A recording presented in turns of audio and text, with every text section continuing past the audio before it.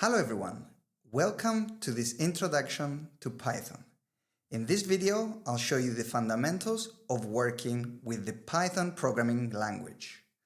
We'll cover items such as variables, mathematical operators, for loops, while loops, conditional statements, and functions. We have quite a bit to cover, so without any further ado, let's jump into the video and I'll show you what I mean. With this video, you'll need to download Python and install it on your computer. You can head to python.org/downloads, and here you will see a button that says download Python 3.13.2. At the recording of this video, this is the current version. This might change, but you don't need to worry. So if you click on this button, you can download the Python version for your machine and then follow the instructions when double clicking on the installer. I've already got it on my computer, so I'm not going to do this. In addition to Python, you will need an editor such as Pycharm so you can edit the code. So if you want to use Pycharm, you can head to jetbrains.com/pycharm/download. There are versions for Windows, macOS, and Linux. You have the professional as well as the community. So I'm here inside my editor, and in Python, in order to create a file that will run a Python code, you need to create a file that has a .py extension. So I'm going to go here in my project and I'm going to right-click, new Python file, and then I'm going to call this main, and as you can see, it's called main.py, okay? So we're going to start with variables and data types. So variables are containers where we store specific information. And if you want to write a piece of software, you need to have ways of storing that data. And that is what variables are for, okay? So I'm going to create a variable.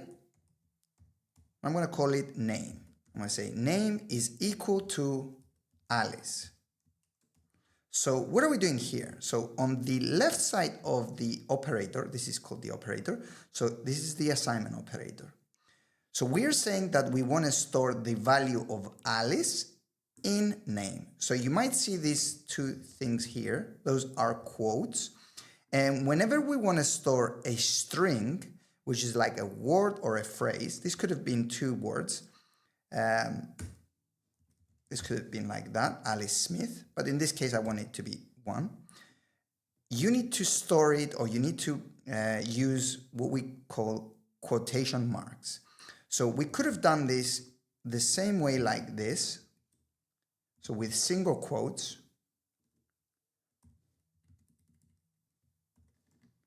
And it's the same thing. Okay, so this is a string. Integers essentially are numbers. So here I'm going to use a variable called age, and I'm going to store an integer in it. So here I'm going to say 25. And I also want, let's say, the height. So I'm going to say height is equal to 5.6, okay? And this is what we call a float. A float is a number that has decimal accuracy after it. So for example, we don't want 5, we want 5.6 or 5.65. So this is a float. We also have what we call a Boolean. A Boolean is either a true or false. So I'm going to say here is student, and then I'm going to say true, okay? And now what we can do is we can print all these values. So here I'm going to say, and here I'm going to say name, then I'm going to put name. So print here is a built-in function in Python to view items when running your script, okay? So here we're saying name, name. And then here I'm going to do the same for the other pieces of information. So I'm going to say age, and then let's go with the height that we had. And then I'm going to do another one for the, if it's a student. So I'm going to say student is student, okay? So to run our program, we can click on this button here, which says run. But to know what that button does, it's better if we go into our terminal. And here we are going to say Python, and Python means that we want to run a Python piece of software. So I'm going to say Python, and then I'm going to put the name of the Python file. So here we said main. So I'm going to say main.py. So here we have name is Alice, age 25, height 5.6, and student is true. And here we'll have our lists and tuples, okay? Also something we didn't cover is the comment. So this with a hash essentially is a comment. So the interpreter or the Python language ignores what you put in comments. So here I'm going to say this is lists and tuples, which is the next two data types that we're going to cover. So here I'm going to say fruits. And here we have apple, banana, and orange. Okay. And here we can print our fruits. Okay. So I'm going to go to my terminal and I'm going to print this. And here we have fruits. And here we have fruits, which is apple, banana, and orange. Okay. So this is a list. Within a list, you can store within a list, you can store specific amounts of data. So for example, in this case, I wanted to store several strings, okay? In this case, they were the names of fruits to them. So they are what we call mutable. So you can add to each list. So here, in order to add to the list, we're going to say fruits.append, and we're going to append something new. So here, let's say cherry. And then here, I'm going to print the new list fruits, which should now have cherry as well. So if we go to our terminal and we run this, we get apple, banana, orange, and cherry. And as we can see, cherry was added to the end of the list.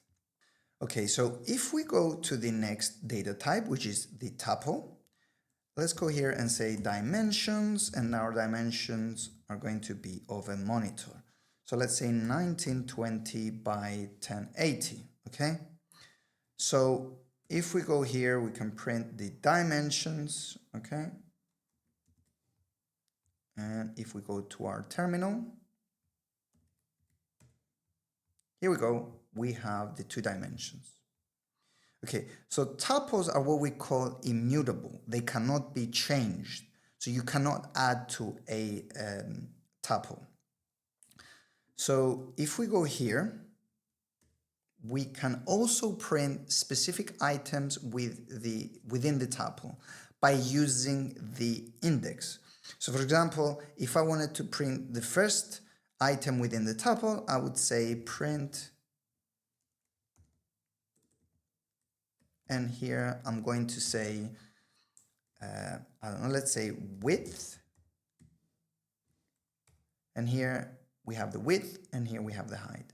And with most of the programming languages, Python included, items within either a list or a tuple are zero-based index, meaning that we start counting from zero. So the first item is the 0th item, and the second one is 1. And then the third one would have been 2, and so on and so forth. So if we go here and we run this program, we have width 1920 and height 1080.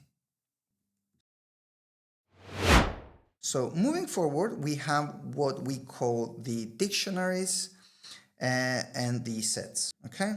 So dictionaries are what we call key value pairs. So you save them in actual pairs. You have a key and a value, and you'll see what I mean. So let's say we want information for a person, okay? So we can create a dictionary, and within the dictionary, we can say that the name is Alice and the age is 25 and the height is 5.6.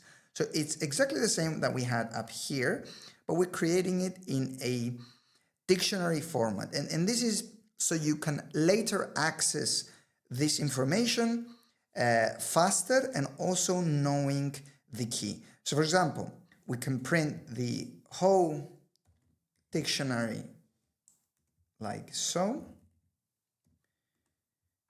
So if we run this, we have the whole dictionary. But if we wanted to access specific items within the dictionary, we would use the key of that piece of information that we want. So for example, if I wanted to get the name of this person, we use person, and then we use these angle brackets, and then using a string, okay, we add the piece of information that we want. So in this case, I want the name of this person, okay? I want the information that is stored at the key called name. So this would be Alice. If I did the same with age, so for example, if I go here and I say age, I would get the age. So just to be clearer, let's add some other strings before. So let's say the name is that and the age, okay, we need the string here. So the age is this, okay? So if we were to run this, there you go, we get the name is Alice and the age is 25. And we do this by accessing the key of the dictionary. So moving on to the sets. So the sets are essentially like a list of items, but their distinction is that they can only store unique pieces of information. So what do I mean by that? So let's say let's have some numbers here. So here, if you can see this looks like the dictionary that we created. So the notation or the format is kind of similar, but here you don't have a key and a value. You just have values. So I'm going to say 1, here I'm going to say 2, here I'm going to say 3, and here I'm going to say 2 again, okay? So we have 2, the number 2 twice, okay? So if I was to print, okay, here and just say unique numbers, okay, and print the numbers, let's see what we can. Okay, so here we get 1, 2, and 3. So we see that the duplicate number was removed from the set. So a use case for the set is to have unique pieces of information. So moving along, we have what we call the mathematical operators. So addition, subtraction, multiplication, division, remainder, and also power of. So for those, we're going to need 2 variables. Okay, so we have A, which is 10, and B, which is 3. Okay, so what we're going to do here is we're going to see what happens when we use these mathematical operators. So here I'm going to say print A plus B, and then we have this. So if I was to run this, we have A plus B is 13, okay? Because 10 plus 3 is 13. Then we can also do this with the rest of the operators. So here I'm going to say print, and here we have subtraction. Here we have multiplication, okay? And here I'm going to have the division, and here I'm going to have the remainder, and here I'm going to have power of. So I'm guessing most of these are familiar. So addition, subtraction, multiplication, division, okay? So this is the sign for multiplication. This is a sign for division. This is the remainder. So this means that if you divide B by A, you get how many times it goes into A, and then you get the remainder. So for example, in this case, 3 goes into 10 3 times, and then you have a remainder of 1. Now, power of means it's like multiplying it with itself again and again. So in this case, if we say A to the power of B, we're basically saying 10 to the power of 3. So this would be 1,000. So let's print this and see what we get. Okay, so here we get 13, 7 because 10 minus 3 is 7. Then we get 30 because 10 times 3 is 30. And here, when we divide, we get 3.333. And then the remainder is 1 when we divide them. And then the power, 10 to the power of 3 is 1,000. So here, we're going to use if. If is one of the logical operators. So if something is true, then do this. So here I'm going to say if the number is greater than 10, and then I'm putting a colon here. This is how logical operator statements end, and then underneath is what is going to happen. So what do I mean by this? So here we're going underneath, and if you see, we didn't start from the beginning.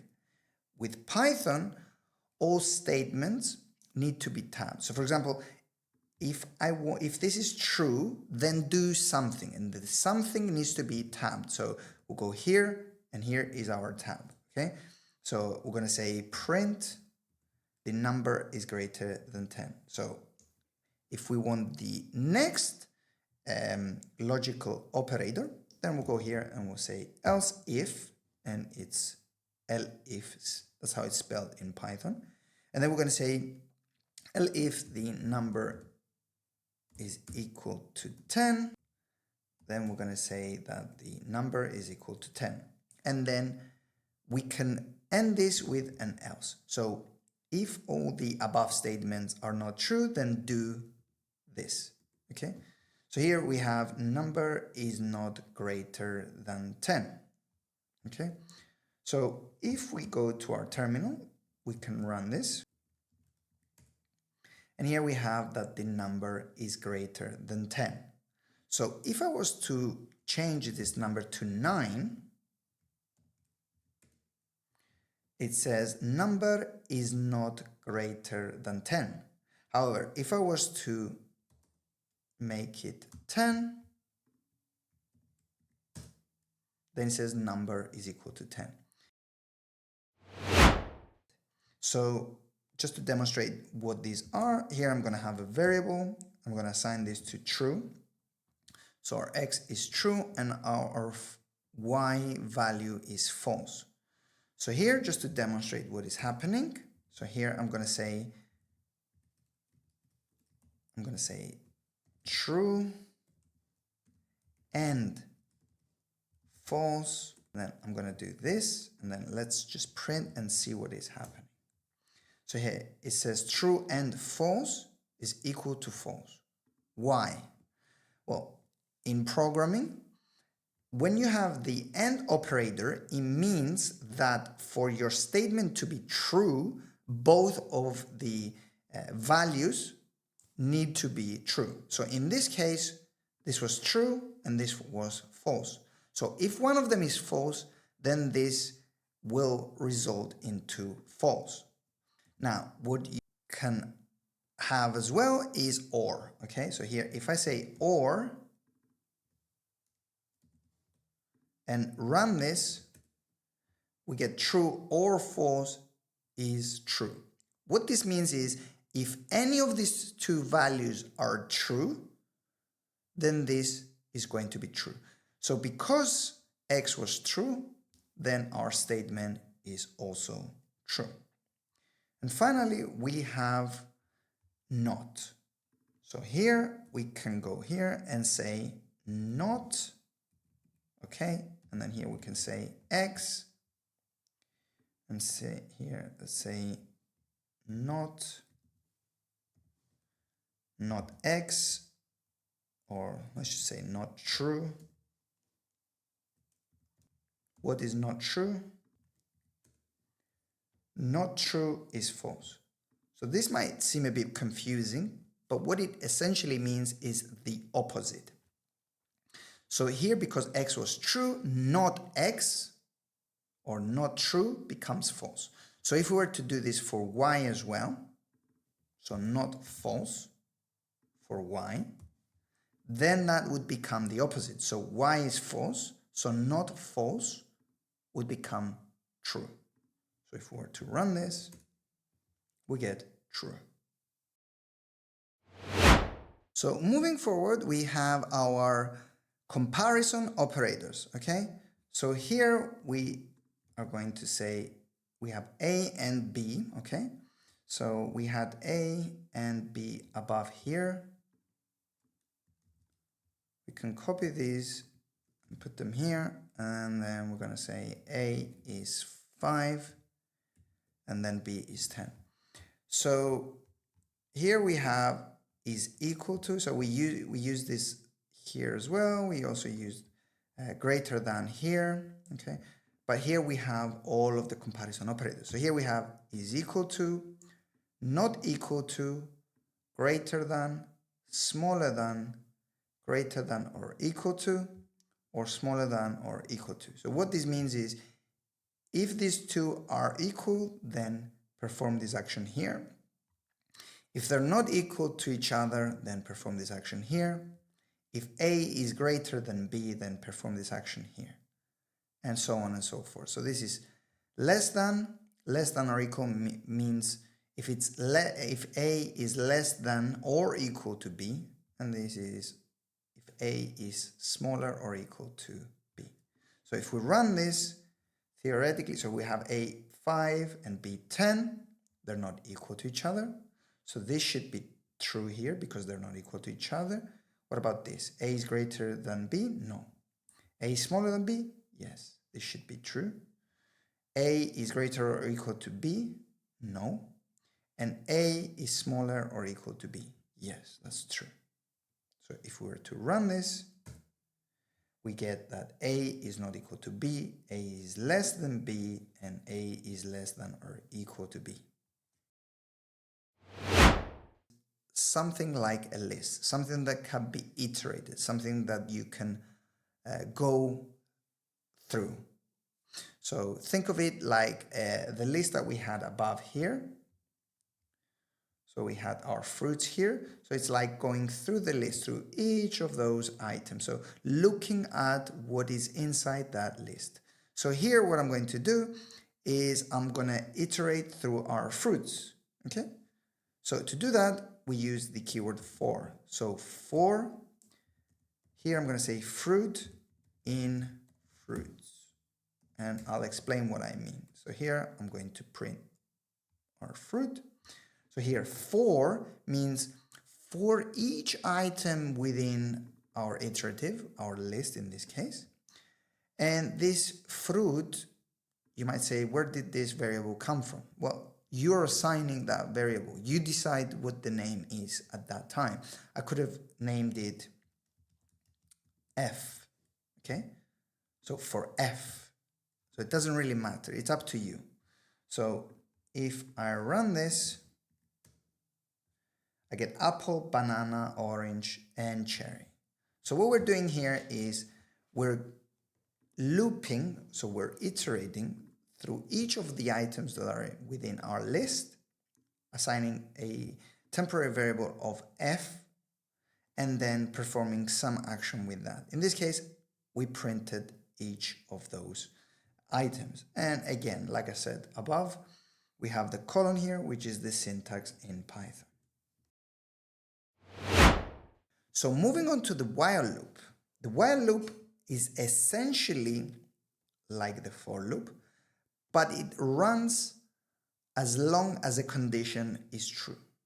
So what do I mean by that? So here I'm going to have a variable and I'm going to say the count is equal to 0.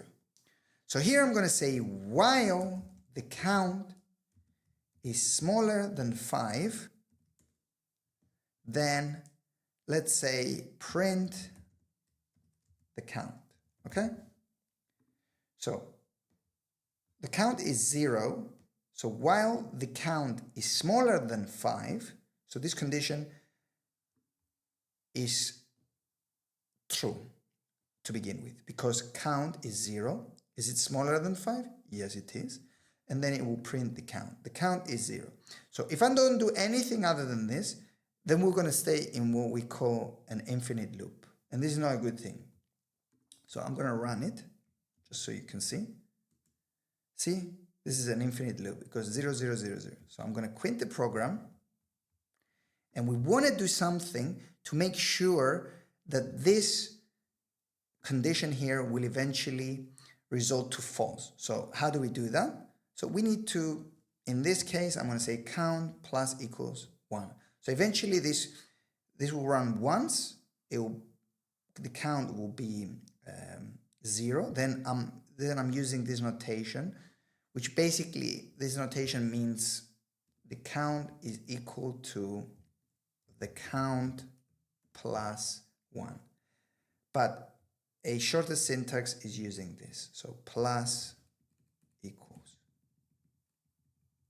So it basically means get the count and add 1 to it.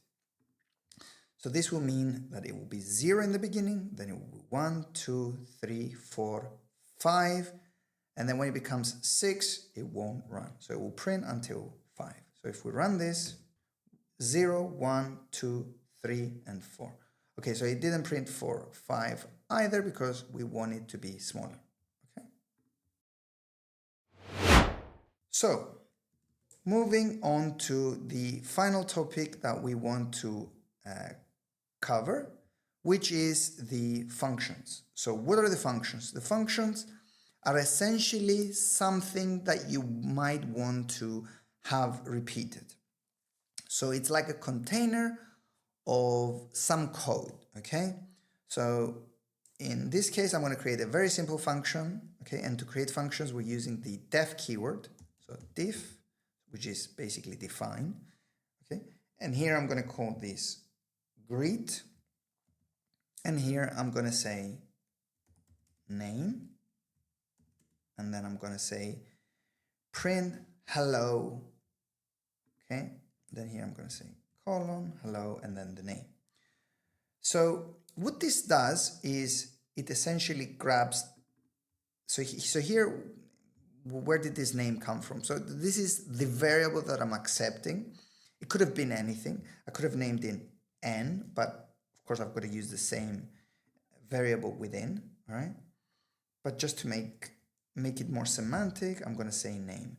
Okay, so here it's complaining because we have the same variable outside, so I'm just going to say name of user.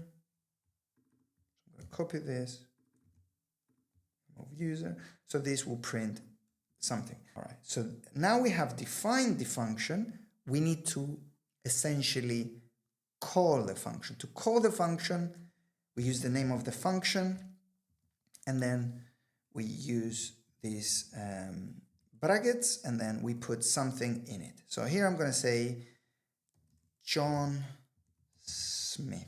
Okay, so this should theoretically print hello John Smith. So if I go here, I run this, we get hello John Smith. Okay, so we didn't need this here, so I'm going to remove it. And why did we create this function? Because we want it to be repeatable. Okay, here I'm going to say Jane Doe. Then let's do it again. Mark John.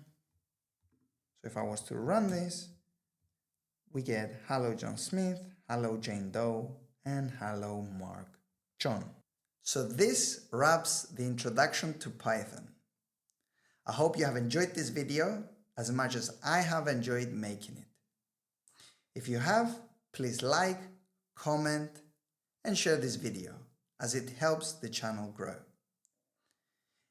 I upload new videos every week, so if you want to get notified, subscribe to the channel and click the notification bell.